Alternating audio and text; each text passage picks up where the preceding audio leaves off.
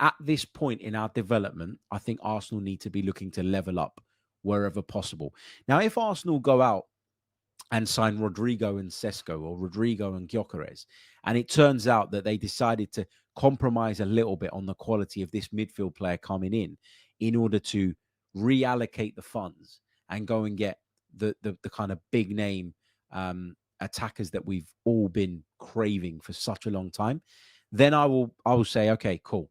Because I'll then judge this signing differently, right? I'll judge this signing differently because I'll then have the full window to look at, and I'll be able to make a more rounded assessment of what Arsenal's summer business looks like. Do people want me to be a hypocrite so that they can hear what they want to hear? Because those of you that have listened to this for a while, those of you that follow me will know that I often say that as good a player technically as I think Martin Zubimendi is, I've got some concerns about how he'll adapt to the Premier League physically.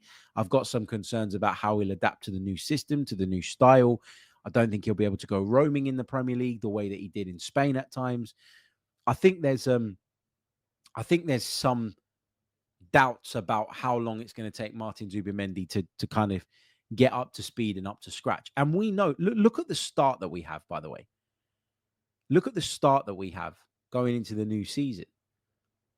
You know, we've got a really, really tough run of fixtures, and we've seen last season was evidence of that if you fall behind against clubs and teams of the level of Manchester City and Liverpool, who are both strengthening, by the way, and significantly, you fall behind, you might not catch up again.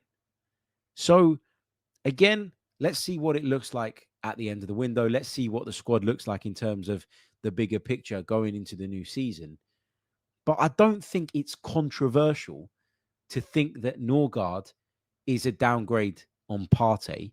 And even if you want to frame it the other way and say that Norgaard is the replacement for Jorginho and that's that, I don't think it's controversial to question whether Norgaard is as good as Jorginho either.